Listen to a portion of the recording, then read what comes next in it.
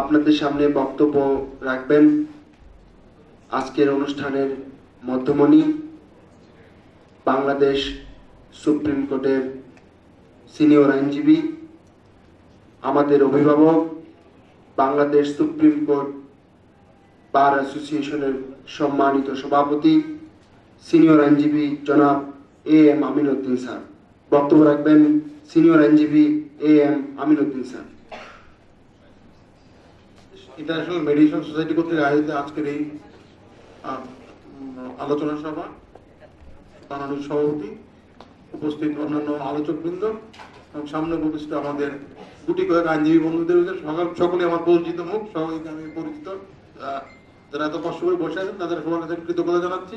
আমি ব্যক্তিগত কাজে, অর্থাৎ আমার ব্যক্তিগত না, সমিতির একটা কাজে আমি এতক্ষণ আটকে ছিলাম, যার কারণে আমি আসতে দেরি করেছি।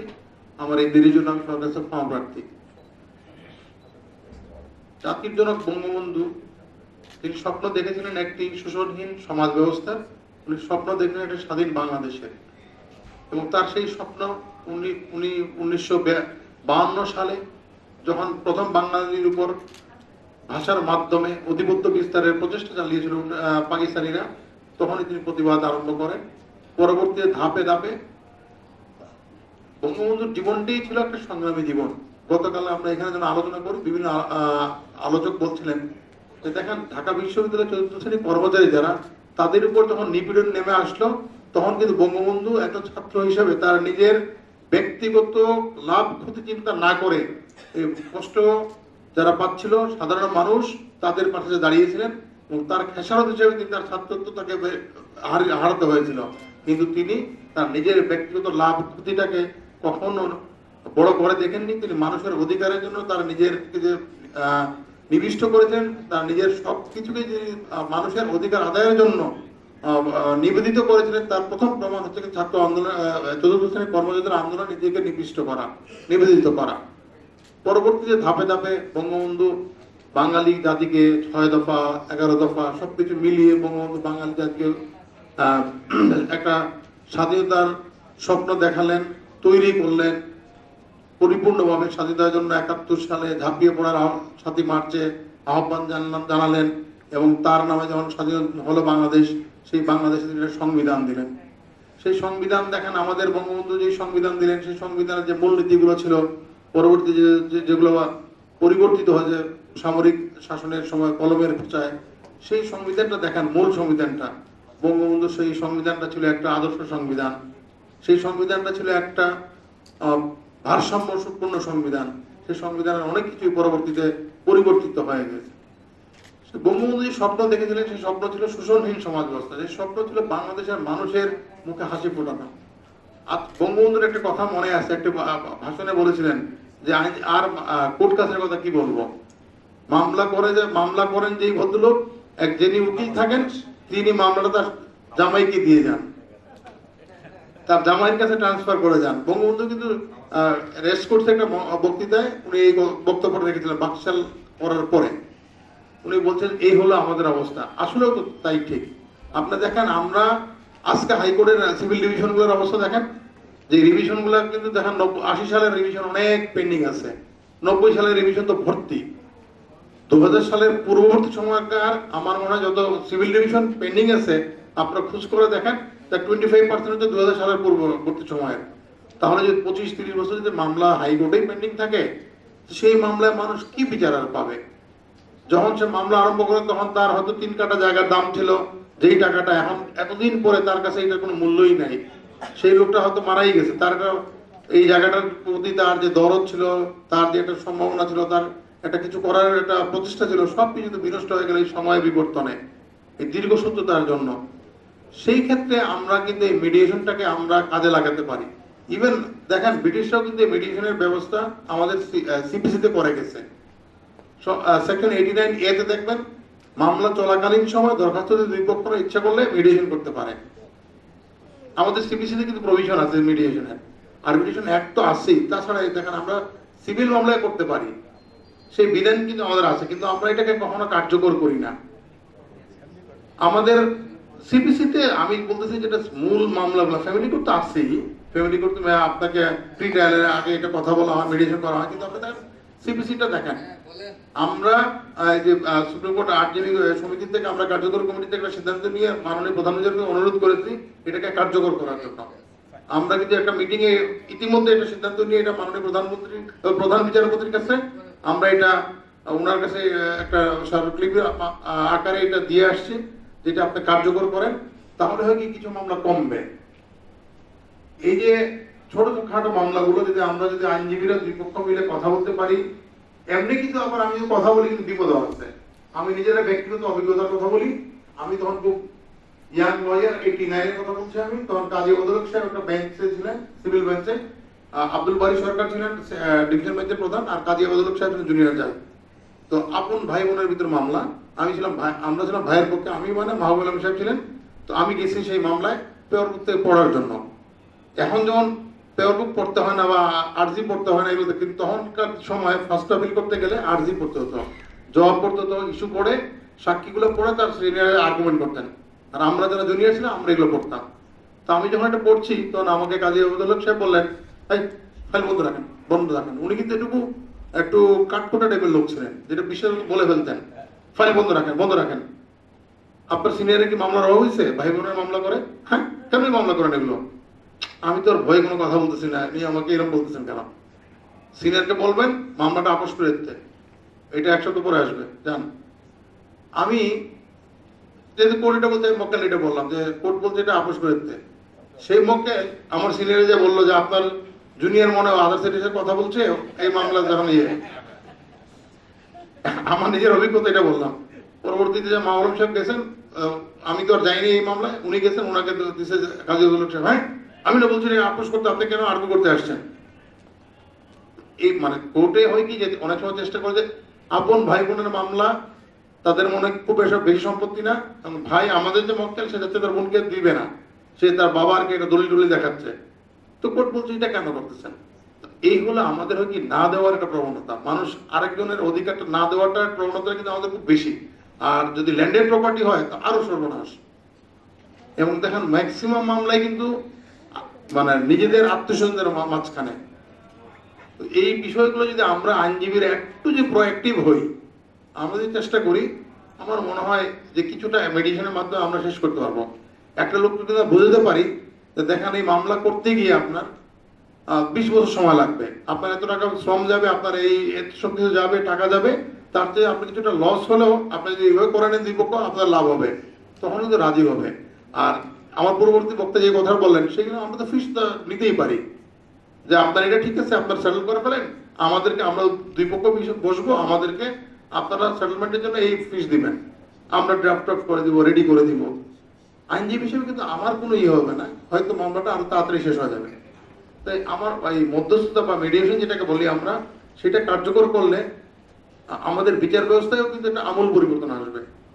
আমাদের দেখেন দেশে বিদেশি বিনিয়োগের জন্য আমরা আজকে এত বেশি গলা ফাটাচ্ছি, আমরা এত বেশি প্রচেষ্টা করতেছি বিদেশি বিনিয়োগ আনার জন্য, কি বিদেশিরা বিনিয়োগ করার আগে দেখে আমাদের দেশের মামলা মোকদ্দমার অবস্থা কি হয়, লিটিগেশন কত দেরি হয়, ওরা তো প্রথম দেখে। দেখেন বিদেশিরা যখন আমাদের দেশে বিদেশিরা টাকা নিয়ে আসে কোনো মামলায় পড়ে, ওরা কিন্তু করে বারান্দা দিয়ে ঘুরে, কিন্তু এটা পছন্দ করে না ওরা কিন্তু এখানে আর্বিট্রেশন করতে যায়। আপনারা দেখবেন এখন বিদেশি দেশে যে কোনো চুক্তি হয়, সেই চুক্তিতে একটা আর্বিট্রেশন ক্লজ রাখে, এবং সেই ক্লজে বলে arbitration place of arbitration Singapore. ওরা কিন্তু বাংলাদেশ রাখে না, ইভেন আর্বিট্রেশনটাও রাখে না ওরা, সিঙ্গাপুর আর মিনিমাম ওরা রাখে ইয়েতে, এই যে থাইল্যান্ডে ওরা এখন আর্বিট্রেশন। এই যে অবস্থা আমাদের এখান থেকে পরিত্রাণের জন্য আমার মনে হয় আমরা যদি নিজেরাই এটাকে এক্সপার্টাইজ করতে পারি, আমরা যদি আর্বিট্রেশনটাকে আমরা প্রপারলি কাজ করাতে পারি, সেই ক্ষেত্রে আমাদের যে কনফিডেন্সটা মানুষের সেটা কিন্তু বাড়বে, তখন কিন্তু আসবে আমাদের এখানে। এবং আমাদের এখানেও তো আমাদের রিটায়ার্ড জাজদের দিয়ে আমরা, আর আমাদের এখন যে আর্বিট্রেশন সিস্টেমটা, আমরা অনেকেই এখানে আর্বিট্রেশন হয়তো করি, আমরা জানি এটাও কিন্তু খুব বেশি ওয়ার্ক করতেছে না। এখানেও কিন্তু আর্বিট্রেশনে আমি যেই কোর্টে গেছি দেখি কোনো না কোনো সময় চাওয়া হয়, তারপর আমাদের রিটায়ার্ড জাজরা যান, ওনাদের সময় নাই, ওনারা সময় নেন, 3 জনের ভিতরে আসবে তার সমস্যা, মিনিমাম 1-1.5 বছর লেগে যায়। এই আর্বিট্রেশনটাও কিন্তু কম সময়ে শেষ করার জন্য, 5-7 সিটিংয়ে শেষ করার জন্য, কন্টিনিউয়াস সিটিংয়ে শেষ করতে পারলে তখন কিন্তু মানুষ সুফল পাবে। এবং আমাদের আরবিট্রেশন অ্যাক্টের আরেকটা সমস্যা আছে। এইটাকে কিন্তু দেখেন আপনি, এটা আপনি যদি আপনার ডিস্ট্রিক্ট কোর্টে যদি আরবিট্রেশন করার পরে এটা যাবেন এক্সিকিউশনের ডিস্ট্রিক্ট কোর্টে, আবার সেকশন 42 দেখবেন সেটার বিরুদ্ধে কতগুলো যদি কারণ থাকে তারা বাতিলের জন্য যাবে। তার কারণ নাই, সে বাতিলের চেষ্টা করলো এই অ্যাওয়ার্ডটা, সেটা সে হারলো, এখানে আসলো আপিলে, হাইকোর্টে গেল, আবার গেল সুপ্রিম কোর্টে, তাতে মোটামুটি 10 বছর চলে গেল। তো এই বিষয়গুলো আমাদেরকে অ্যাড্রেস করতে হবে। খালি মিডিয়েশন করলে হবে না, এই যে এখানে আমরা কিভাবে এটা কমায় নিয়ে আসতে পারি, স্পেশাল ট্রাইব্যুনাল করা যেতে পারে আরবিট্রেশনগুলো শোনার জন্য, তাদের এগেনস্টে বা এই সাধারণ কোর্টে না যেয়ে আরবিট্রেশন আপিল শোনার জন্য একটা স্পেশাল কিছু করে দিতে পারি, তারাই শুনবে, তখন কিন্তু খুব বেশি হবে না, তাড়াতাড়ি হয়ে যাবে। এইসব বিষয়ে যদি আমরা মাথায় রেখে মিডিয়েশনে আমরা চেষ্টা করি, মিডিয়েশন মানে কি মধ্যস্থতা করা, তাই তো আমরা যদি আইনজীবীরা যদি চেষ্টা করি, দুই পক্ষ যদি আমরা নিজেরা মনে করি যে না আমরা এটা শেষ করে দিতে চাই, আমাদের ইচ্ছে যদি থাকে, আমরা কিন্তু মানুষকে উদ্বুদ্ধ করতে পারি। আর আমাদের বিভিন্ন আইনে কিন্তু মিডিয়েশনের ব্যবস্থা এখনোই আছে, এটাকে আরো কার্যকর করতে পারি। তো সেই ক্ষেত্রে আমাদের যে আজকে যে উদ্যোগটা, এবং আমি এটা পড়ছি, উনি কিন্তু ভালো লাগছেন, সুন্দর করে বিভিন্ন ঘটনা বর্ণনা দিয়েছেন। এটা তার এই লেখাটা আমার কাছে খুব ভালো লাগছে, যে এটা সুন্দর একটা প্রেজেন্টেশন ওনার। আর দাদা তো গোস্বামীদের সবসময় ইনোভেটিভ মানুষ। আজকে কিন্তু অনেকগুলো যে আমরা রিপোর্টিং দেখি, উনি যখন বিএলটি আরম্ভ করতেন, আমি ওনার খুব বড় ভক্ত তখন থেকে। উনি কিন্তু অনেকগুলো বিএলটিতে প্রথম যে কোনো কিছু আসলে উনি বের করে ফেলেন। মানুষের হাতে প্রথম যে পড়ার একটা যে আগ্রহ থাকে, সেটা কিন্তু উনি মিটিয়ে দেন আমাদেরকে।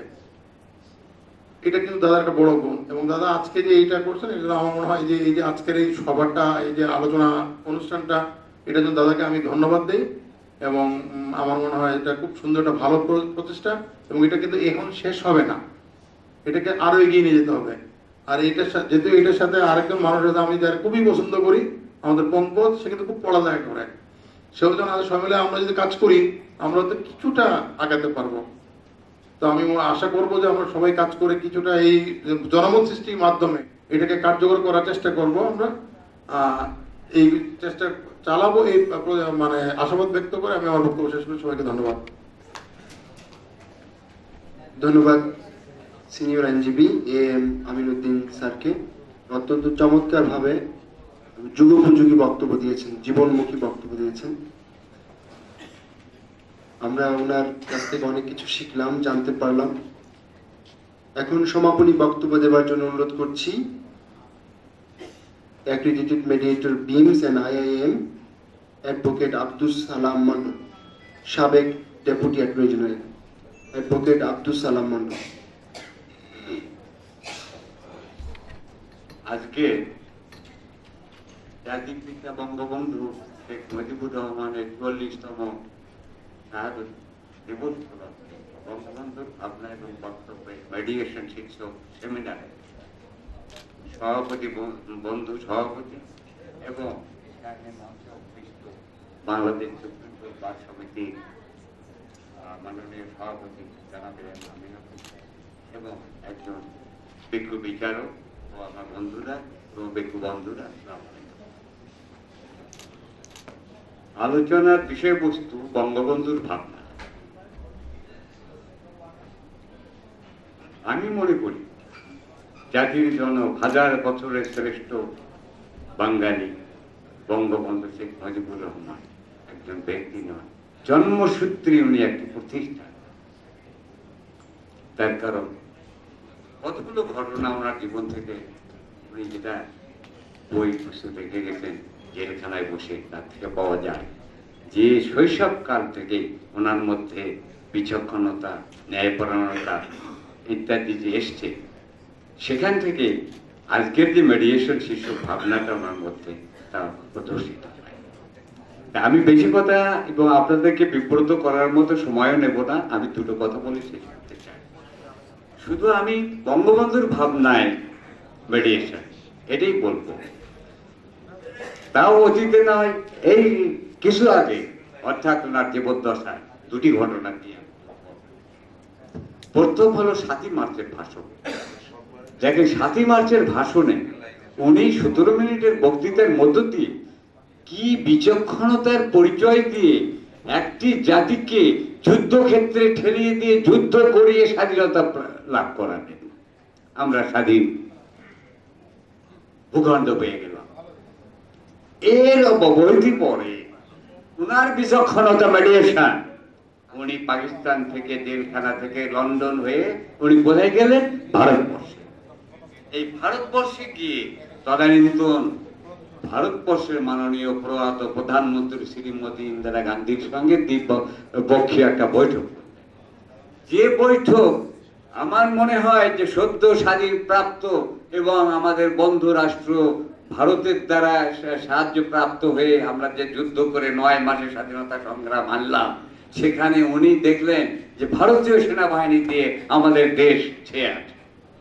তিনি শ্রীমতী ইন্দিরা গান্ধীর সঙ্গে যখন বৈঠকে বসলেন, সেখানে মেডিয়েশনের প্রত্যক্ষ প্রমাণ উনি সেখান থেকে হাসিল করলেন যে 3 মাসের মধ্যে এই যে ভারতীয় সেনাবাহিনীকে আপনার দেশে প্রত্যাহার করে নেন। তাহলে বিচক্ষণতা এবং মেডিয়েশন উনি সেখানে দেখেছেন।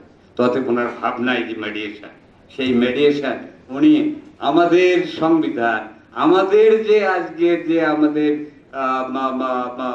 Civil code of civil procedure, সেখানেও তার পরিচয় এবং তার আকাঙ্ক্ষা এবং তার স্বপ্ন রেখে গেছে। আজ আমি বেশি কথা বলতে চাই না। অনেক আলোচক বৃন্দ, বিজ্ঞ আলোচক বৃন্দ অনেক কথা বলেছেন মেডিয়েশনের উপর এবং সময় উপযোগী যা প্রয়োজন তাও বলেছেন। আমি শুধু একটু বলতে চাই যে আমার বন্ধু এবং আজকের সভার সভাপতি মিস্টার এস.এম. গোস্বামী, তাকে আন্তরিক মোবারকবাদ জানায় যে তার আন্তরিক প্রচেষ্টায় আজ কিন্তু এই যে মেডিয়েশন সম্পর্কে হাতে ঘড়ি উনি শুরু করেছে, যার ফলে প্রায় শতাধিক মেডিয়েটার এবং আরবিট্রেটর আজ তৈরি হতে পেরেছেন দেশে এবং দেশের বাইরে থেকে প্রশিক্ষণ নিয়ে। তো অতএব আজ আমার কথা বঙ্গবন্ধুর ভাবনায় যেটা ছিল সেটা পরিপূর্ণতা লাভ করতে চলেছে এবং যদি সেটা বাস্তবায়ন আসু সম্ভব হয়, এই বাস্তবায়নের ক্ষেত্রে আমি আহ্বান জানাবো আজকের এই সেমিনার থেকেই একটা আবেদন জানানো হোক যেন এই যে বিকল্প ব্যবস্থা এডিআর মানে এডিআর এর মানেটা অ্যাব্রিভিয়েশন হলো অল্টারনেটিভ কখন দেখা যায়? যখন মূলধারা থেকে সম্ভব হচ্ছে না তখনই বিকল্প। মূলধারা থেকে যখন কোনো কিছু ছুটে যাচ্ছে বা পাওয়া যাচ্ছে না বা আরো বিলম্ব হচ্ছে অথবা হতাশাগ্রস্ত হচ্ছে, তখনই কিন্তু বিকল্প ব্যবস্থা আসতে হয়। তো অতএব বিকল্প ব্যবস্থার জন্য আমরা তৈরি আছি এবং আমার বন্ধু বরের অক্লান্ত পরিশ্রমের ফলে আজ আমরা কিছু মেডিয়েটার তৈরি হয়েছি আন্তর্জাতিক অ্যাজ ওয়েল অ্যাজ আমাদের দেশে প্রশিক্ষণ প্রাপ্ত। তো সেই জন্য আমি আজকে আহ্বান জানাবো যে আজ আমাদের বিচার ব্যবস্থার যে দশা, এখানে কথা এসেছে যে আমার বঙ্গবন্ধুর কথা যে জামাতার কাছে ব্রিফ হস্তান্তর করে যাওয়া, কিন্তু এখন দেখছি আর শুধু জামাতাদের হবে না, নাতি এবং নাতনির কাছে ব্রিফ হস্তান্তর করে দিয়ে যেতে হবে। তার কারণ হাজার হাজার লক্ষ লক্ষ মামলা পেন্ডিং অবস্থায় আছে। তো সুতরাং সেখানে বিকল্প ব্যবস্থা ছাড়া আর রক্ষা পাওয়ার কোনো পথ নেই।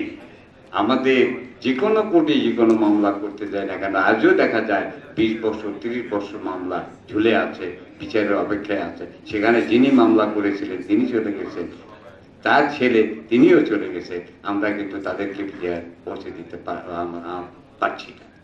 কিছুদিন আগে আমার সৌভাগ্য হয়েছিল যে একজন খ্রিস্টান ভদ্রলোকের মুন্সিগঞ্জে ওনার একটা মামলা যা হোক কোথায় ছিল, উনি এসে বললেন যেভাবে হোক আমাকে মামলাটা একটু করে দেয়। ওনার বয়স তখন 89 বছর। উনি আসলেন, এসে আমাকে বললেন যে আমি কিন্তু টাকা পয়সা দিতে পারবো না, যা হোক আপনার করে দেন। আমি বললাম টাকা পয়সা চিন্তা আপনাকে করতেই হবে না, আমি মামলাটা ফিক্সড করে মামলাটা করলাম। কিন্তু দুর্ভাগ্যের কথা এই যে মামলাটা করে একটা রায়ের জন্য তারিখ নির্ধারণ করা হলো। দেখা গেল যে সেই তারিখ, যে তারিখে রায় হবে, রায় হয়ে গেল ইতিমধ্যে রায়ের দিনে ওনার ছেলে আসে বললেন যে গতকাল আমার বাবা এই ধাম ত্যাগ করেছে। তাহলে অবস্থা কি দাঁড়ায়? মামলাটার বয়স হয়েছিল 30 বছর, অর্থাৎ 30টি বছর উনি চেষ্টা করেছেন এই মামলার একটা ফল পেতে। কিন্তু আমি বলবো যে আমাদের বিচার ব্যবস্থা তাকে সেই ফলটুকু পৌঁছে দিতে পারে না। যেটুকু হলো সেটুকু উনি ভোগ করে যেতে পারলেন না। তো সেই ক্ষেত্রে আমি আবারও আহ্বান জানাবো, আবেদন জানাবো যে আজকে যে মিডিয়া অল্টারনেটিভ সিস্টেম যেটা আছে, বিকল্প ব্যবস্থা, এই বিকল্প ব্যবস্থাকে বাস্তবায়ন করা হোক। এই বাস্তবায়ন হলেই দেখা যাবে যে বঙ্গবন্ধুর ভাবনা এবং আমাদের জনগণ সবাই আলোচনা করেছেন যে দরিদ্র জনগণ তারা যেন একটা মামলা নিয়ে দীর্ঘদিন ঝুলে না থাকেন, তার থেকে তাদেরকে পরিত্রাণ দেওয়ার আশু ব্যবস্থা যেন আমরা করতে পারি, এই প্রত্যাশা রেখে সবাইকে ধন্যবাদ জানিয়ে আমার বক্তব্য শেষ করলাম। জয় বাংলা, জয় বাংলা। এবং এই সাথে আজকের সবার এখানে সমাপ্তি ঘোষণা করছি। ধন্যবাদ। স্যার প্লিজ সামনে থেকে।